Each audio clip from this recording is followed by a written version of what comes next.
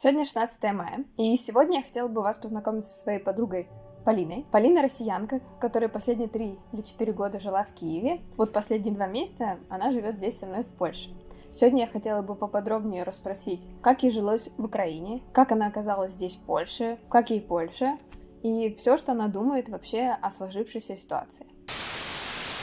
Давай начнем просто с того, как ты вообще изначально, как россиянка, оказалась в Киеве 3 года назад. Переехала по любви. Встретила классного парня. И переехала и вышла замуж за него. Ты 3 года жила в Киеве. Вот расскажи, как относились к тебе, когда ты говорила, что ты россиянка? Первое время я боялась это говорить. В силу сложившейся пропаганды. По большей части все относились наоборот, с интересом. Типа, как так сюда занесло из Сибири? Как вы познакомились? И тому подобное. Никогда никакого негатива не было. А ты много ездила, по Украине? Да. Была? Очень много где. Слава богу, я успела побывать в разных городах. В Харькове, в Днепре, в Карпатах, в Одессе, в Луцке. И везде как вот относились одинаково примерно? Да, везде все отлично. Даже когда началась война, и мы переехали во Львов, я даже тогда уже волновалась, боже, может, сейчас за русский язык что-то будет, и стоит помалкивать лишний раз. Все абсолютно адекватно относились. Я только в соцсетях видела, что где-то рассказывают про какие-то случаи, как кого-то хейтят за язык или там одергивают, но со мной такого никогда не было. Давай тогда сразу перейдем к 24 февраля. Где ты была и вот какое было твое утро 24 февраля? Мы спали с мужем, и часов в 5 утра раздались громкие взрывы. Точнее, они были не громкие, это были хлопки на фоне. Взрывалось что-то вдалеке, но мы подумали... Мы сразу открыли глаза, посмотрели друг на друга. Думали, может, это, не знаю, что-то хлопнуло. В общем, не знаю. Мысли были не о взрыве, типа, лишь бы это не оно. Потом еще один, и звуки были все ближе. И стало очень страшно. Потом забегали соседи наверху, начали собирать вещи и громко разговаривать. И мы такие, что надо тоже собираться. И стали собираться быстро, чтобы... и такие, а куда мы собираемся? Наверное, вниз, в убежище, в подвал. А как это? А что делать вообще в такой ситуации? Пошли в подвал собираться. И что вы делали дальше? Мы собрали немного вещей, потому что мы думали, что мы просто в убежище спускаемся. Буквально там футболку, сменное белье и гигиену, типа там зубные щетки и ноутбуки. И спустились вниз, оделись. Внизу, причем кроме нас, почти никто не пошел в убежище. И мы почувствовали себя дураками. Там были только мы и девушка с ребенком. И мы такие, что все остальные бесстрашные, что ли? Причем некоторые, на самом деле, уже уехали на машинах к тому времени, пока мы там 5-10 минут собирались, может, кто-то выскочил быстрее. Все, мы взяли у консьержки ключ от подвала, спустились, постояли там вчетвером. И все, мы там переждали и стояли, думали, что делать дальше. Но так как мы были очень напуганы, сердце просто колошматило, я думала, оно выпрыгнет вообще. И надо было и держаться одновременно, сохранять какой-то рассудок, и тебя вот так трясет. Мы решили ехать к родителям Антона в Бердичев. Решили думать, как это сейчас побыстрее сделать, так как еще не ходят автобусы. Это город в 2 часах езды. И как вы добирались до Бердичева? Решения просто по ходу менялись каждые 20-30 минут, потому что сначала мы решили, так, все, надо ехать в другой город, в Бердичев, подальше, так как это, наверное, столица, и раз взрывы начались, они начались везде. Точнее, будут столицу бомбить. Пока идем до метро, думаем, так, стоп, у нас же есть много друзей из Бердичева, надо, наверное, кому-то позвонить, кто что вообще делает. Начали звонить друзьям, не все даже слышали это, оказывается. Те, кто слышали, тоже там уже собираются. В итоге мы поехали к нашим хорошим друзьям, которые тоже там живут, и договорились вместе с ними на их машине ехать в город тот. Но мне очень хотелось убежать поскорее оттуда. Почему-то казалось, что там будет дальше безопаснее. Поэтому мы собирались вместе с ребятами, обсуждали вообще происходящее, то плакали, то... При этом был ребенок, при котором нельзя было как-то паниковать. Поэтому мы тайком паниковали и думали, что делать.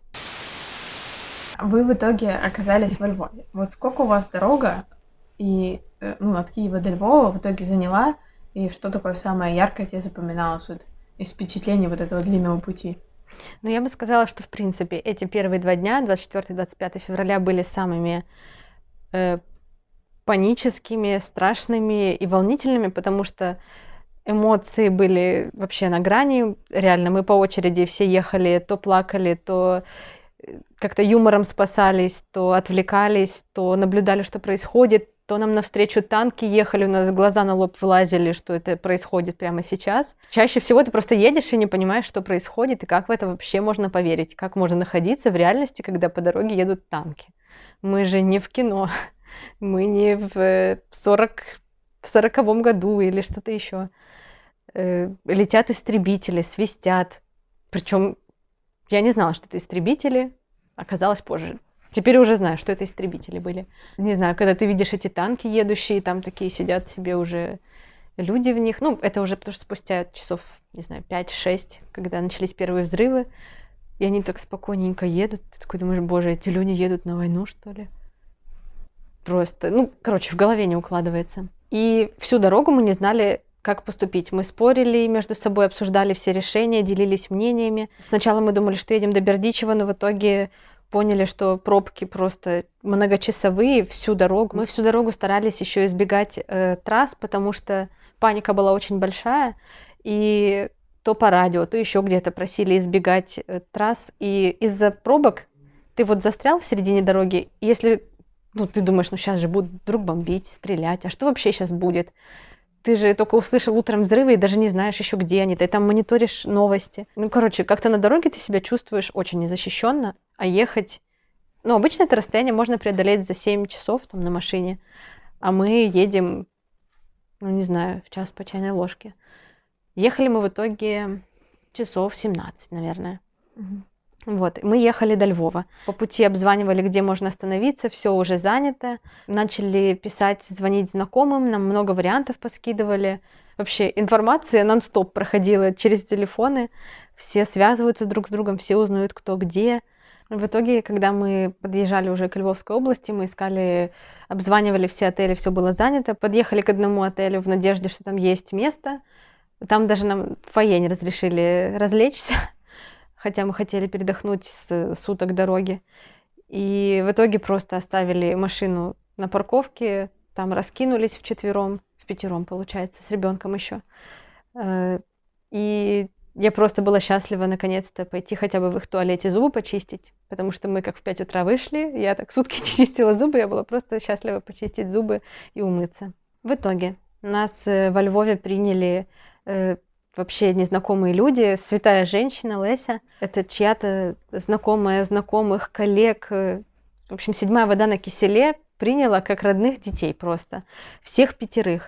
Как будто, не знаю, мы ее дальние родственники, она нас так счастлива видеть, вот, за что мы ей, конечно, безумно благодарны, и она, наверное, тоже, и ей, точнее, было какое-то облегчение, что рядом с ней были в частном доме люди, мы там все вместе 2 недели провели, и жили у нее, там ее дети приходили иногда тоже проведывали.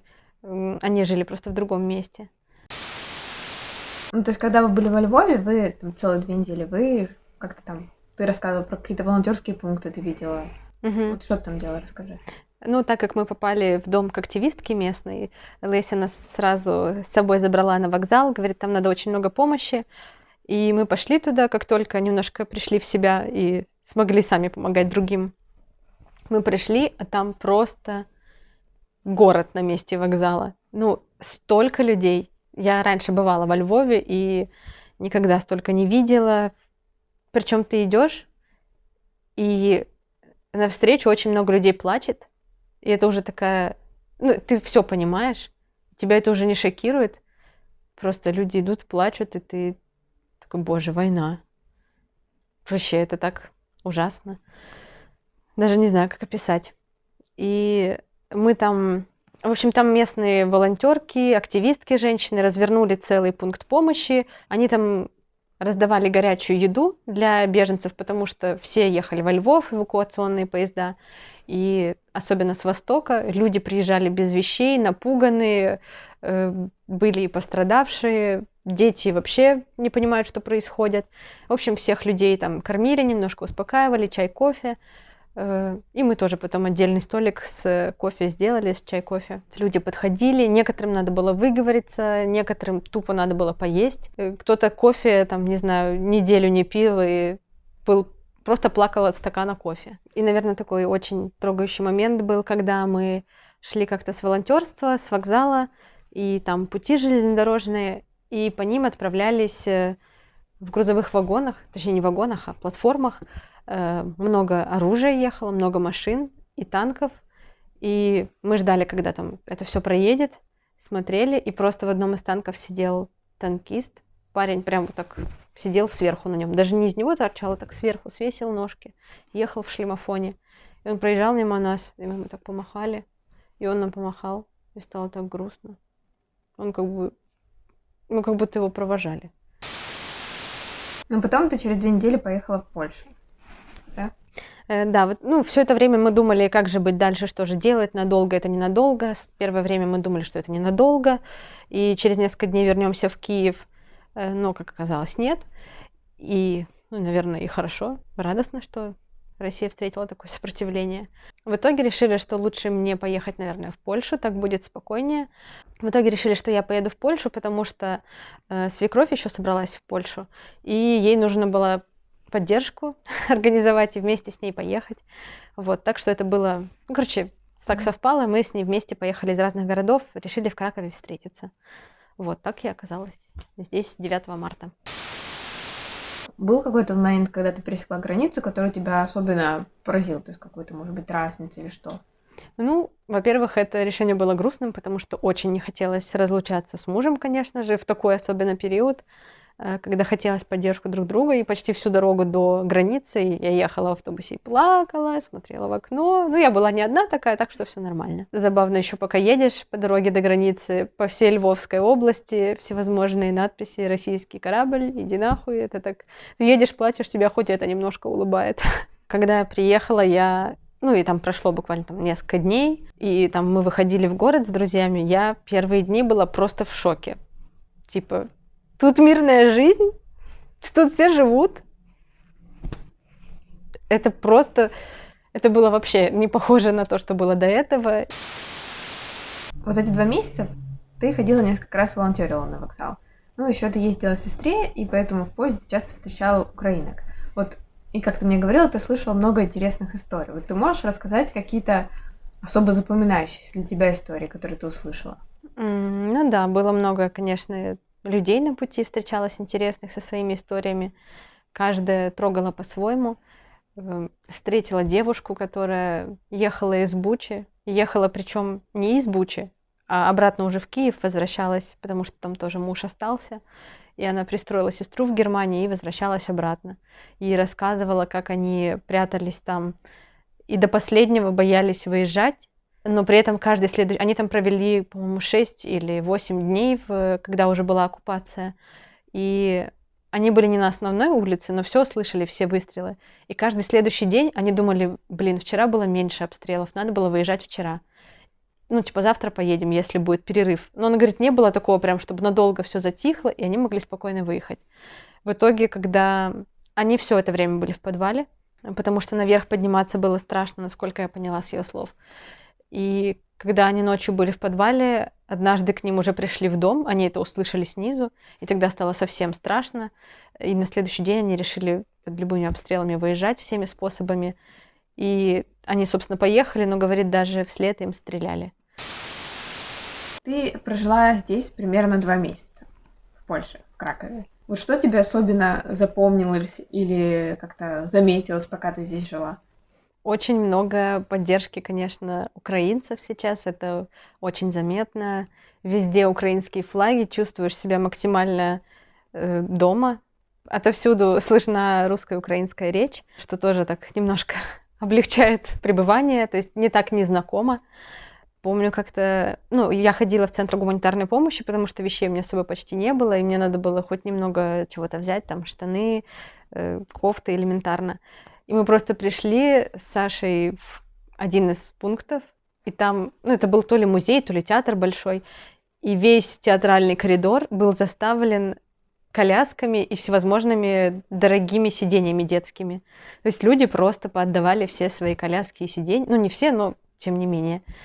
Их было так много, и я понимаю, что все это детское сейчас очень дорогое. И опять же, я знаю, что все мамочки просто на руках несли все детское, потому что многие ехали на эвакуационных поездах из Львова, и приходилось оставлять все на перроне, потому что ничего не вмещалось. Люди битком забивались.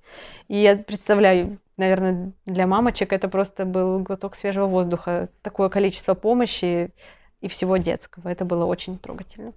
Ты сейчас сказала, что ты ходила и чувствовала себя как дом, потому что много поддержки украинцев. То есть за эти 3 года ты уже чувствуешь себя в Украине как дома. Конечно. Потому что там, как бы, получается, ты не встречала никакого негатива или что-то еще. Ну, там мой дом, я там живу, я там работаю, там обживаюсь уже, друзья новые появились, там моя семья, мой муж.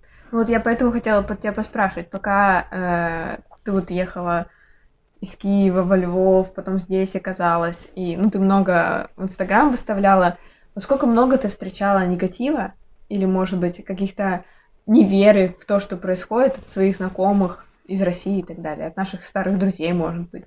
Ну, этого было, к счастью, немного.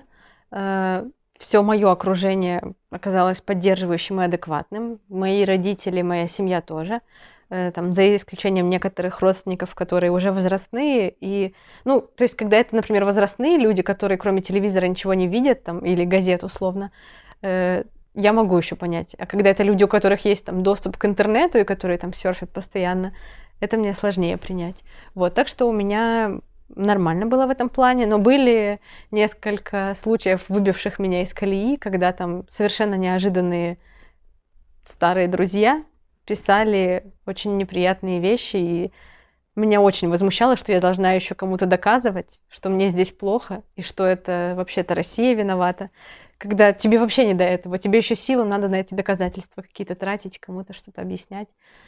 Вот, ну таких было буквально несколько человек. Гораздо больше меня удивляло то, что пишут вообще такие старые знакомые, там, не знаю, одноклассницы, с которыми даже в школе-то не общались, и пишут с разных уголков России, как они в шоке, как поддерживают. Я даже не знала, что эти люди знают, что я в Украине, условно. Поддерживают тебя, в смысле? Да, поддерживают меня, поддерживают Украину. Вот, таких было большинство в моем окружении. Это приятно. Но знаю, что так далеко не у всех, и, к сожалению, многие украинцы делятся историями, что их родственники, которые в России, совершенно по-другому себя повели, и мне искренне жаль, и хочется поделиться частью своих друзей, частью своих знакомых, чтобы они знали, что реально не все такие. Вот, потому что, ну, я понимаю, что пропаганда делает все возможное, чтобы люди думали, что реально вся масса людей зазомбированная и против Украины, но вообще нет. Просто эти люди, да, больше напуганы, и их не так слышно, как тех, кто кричит громко о своей позиции стрёмной. Ты 2 месяца прожила здесь, в Польше. И что как бы планируешь дальше? Ты планируешь возвращение в Россию или в Украину? То есть какие у тебя мысли? Ну, в Россию, конечно, точно не планирую возвращаться. По крайней мере... Я понимаю, почему, но ты можешь объяснить, почему. Ну, пока там такой режим, пока там эта власть действующая. Как оказалось, быстро она не уйдет, потому что у меня, как и у многих других адекватных людей, были мысли в первое время, что ну это же не может долго продолжаться, сейчас это все прекратится, и власть свергнут, и вообще. Вот, ну то есть сейчас не вижу смысла возвращаться под этот железный занавес. Не дай бог, я как представлю, что кто-то мне вживую что-то начнет доказывать обратно, меня аж колотит.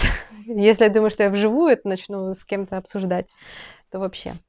В Россию не хочу, конечно, скучаю по родным, но мы будем видеться лучше уж на нейтральной стороне какой-то. В Украину хочу возвращаться, но при этом, конечно, меня тоже пугает то, что сейчас будет. Не представляю, как сейчас будет настроено общество. То есть я буду бояться лишний раз сказать, что я русская, потому что я понимаю, что сейчас степень ненависти растет и по понятным причинам. То есть было все хорошо, а когда началась борьба с национализмом, оказывается, с нацистами, то теперь реально будет уже не так свободно, как раньше.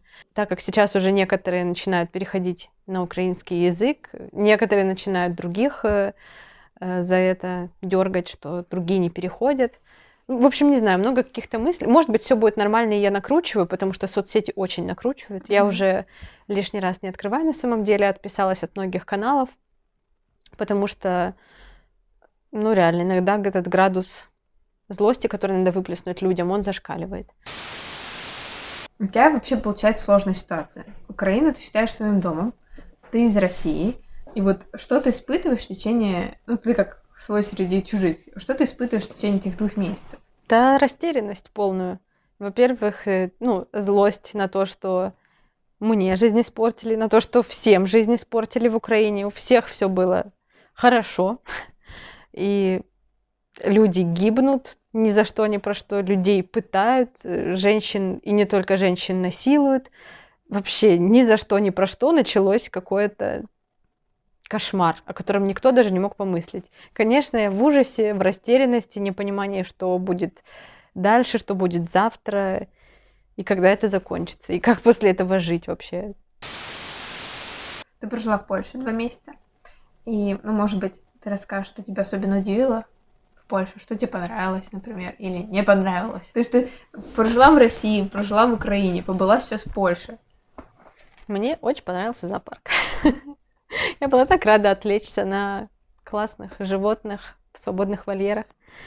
Очень приятно, что сделали сейчас для тех, кто выехал из Украины, дешевый музей организовали почти бесплатно. И реально люди хоть смогли отвлечься, повезти туда детей. Я себя смогла повезти туда. Вот. Очень понравилось в городе, не знаю, прям пример для подражания, идеальная транспортная система. Приложения, трамваи, все понятно. Трамваи, на которых не стрёмно ездить, чистые, классные, окна большие. Сел, поехал, их так много, все по расписанию.